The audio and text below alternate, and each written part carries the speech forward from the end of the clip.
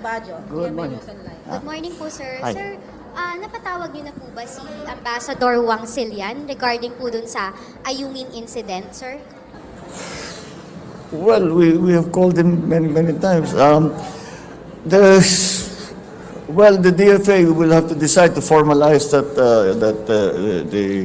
a discussion with the ambassador. But we are actually constantly in touch with him.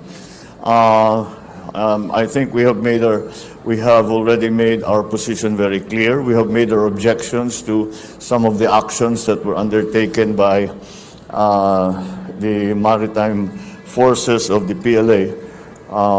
Also, our objection to that, we have also made it very clear, not only to the ambassador, but also to Beijing. It will really depend on how formal we want to make this complaint. But you know, we have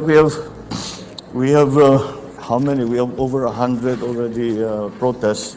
We have already made the similar number of demarches. So we have to do more than just that. Kasi papatawag natin yung ambassador, sasabihin natin itong position namin, hindi namin gusto yung nangyari, and that's it.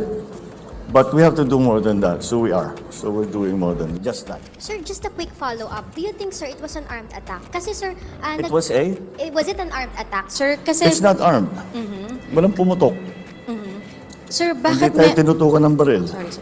But it was a deliberate action to stop our people. But in the process of that, kinuhanan tayo. They boarded a Philippine vessel and took the equipment from that Philippine vessel. So, although there were no arms involved, nonetheless, it is still a deliberate action, and it is essentially an illegal action that was taken by the Chinese forces. Sir, last na on my part, bakit lang po nagkaroon tayo ng statement na ito ay misunderstanding or accident? Because nung una, tinitignan pa lang namin yung data. Baka nagkamali lang. Pero mula nung napunta ako sa Westcom at nakausap ko si Admiral Torres, lahat na pati na yung mga seaman, sinabi ko ano ba talaga nangyari? Maliwanag, hindi misunderstanding. Talagang pinuntahan tayo para harangin ang ating resupply. Thank you, sir. Thank you. Hello, sir. Good morning po. Where are you? Sir, Okay. hello. sir, may we just get your brief reaction to the dismissal of the third and last drug case against Senator Laila de Lima? The dismissal of the third and last drug case against Senator Laila de Lima. May we get your thoughts on that, sir? What further comment does it Do you require? think, sir, it will impact, sir, yung pending probe ng ICC sa atin? Well, maybe this is something we should show the ICC. Tignan mo, our judiciary is working properly. All our investigative services are working properly. Eto naman. And former Senator de Lima has been acquitted. I don't. What further comment can there be? Dumaan siya sa paghusga. Na-acquit siya. So. It won't change a thing, sir. Your stand. It won't change your stand on where the ICC's jurisdiction lies. I don't see what one thing has to do with the other. I don't think it is. She has said that she would like to help the ICC, but that's between her and the ICC. We do not. We still stay with our position that the ICC has no jurisdiction in the Philippines. Because we have a working police force, we have a working judiciary, and do not require any assistance in that regard. Yeah. Thank you, sir. Thank you. Hi, sir. Magandang umaga po. Good morning. Sir, how big a loss is Vice President Sara Duterte from your cabinet? And ano po yung napag-usapan niyo? What was the reason given by her? Bakit po siya nag-resign? She didn't give any reasons. I asked her if there were any particular reasons why she has chosen to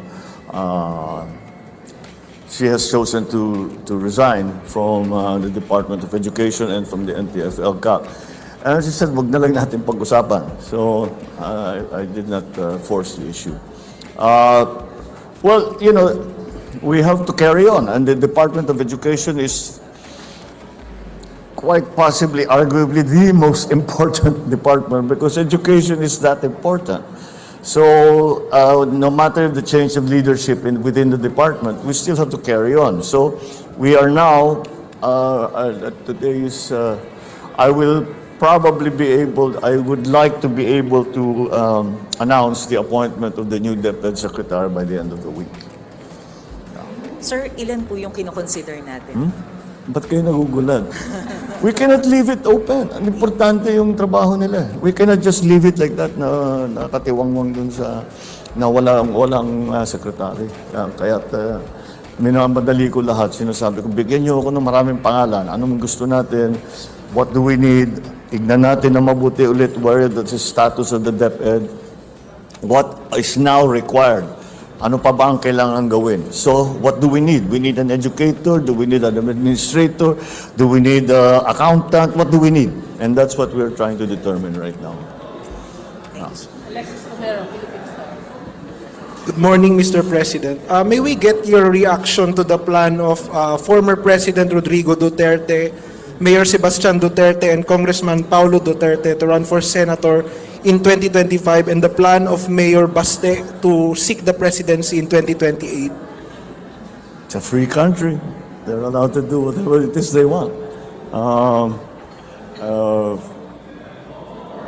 I really have no reaction to it. Besides, it's still early. We really won't know any of these things. We're talking about 2028.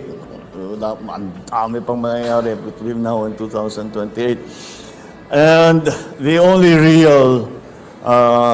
real situation will become clear in October sa filing. Then we will see really kung tatakbo ba talaga, sino ba talagang tatakbo, kanino sasama, what are the parties involved, which parties are in alliance with which. Yun lang natin makikita sa October. So all of these announcements, well, tignan natin kung matutuloy pagdating ng October. Just a quick follow-up, Mr. President. Given the resignation of the Vice President from your Do cabinet, given the resignation of the Vice President from the cabinet, can you give us the status of the Uniteam Coalition? Of the? Uniteam Coalition. You have to remember, the PDP was never part of the Unity team. PDP was never part of Unity team, kahit na nung eleksyon. So it does not change anything for the Unity team. Depende lang kung ano yung positioning ni Inday Sara pagdating ng eleksyon. Siya ba ay nasa administrasyon o siya ba ay nasa oposisyon?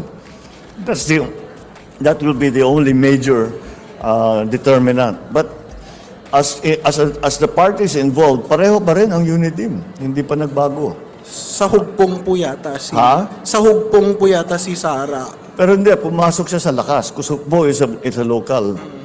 So she came in as lakas. Pero umalis din siya sa lakas. Kaya nga, that's what I'm saying. Depende kung saan siya papanig. That will determine whether or not that will be the biggest change in the unit team. Na kung mawala sa unit team si Inday Sara, yun ang pinakamalaking change kung sakali man. Pero yung partido, hindi naman nagbago eh. We are already in alliance. We are soon to be in alliance with we're already in alliance with Lakas. We are soon to be with NPC. We are soon to be in alliance with NUP. We are soon to be alliance with the Nacionalista, which is basically the same list as what we had during the 22 elections. So the unit team. The unit team is still there, and if you look at the structure of the parties that ran together in the last election, that really hasn't changed. That really hasn't changed. Salamat po. Okay. Thank you, Mr. President. All right. Maraming salamat.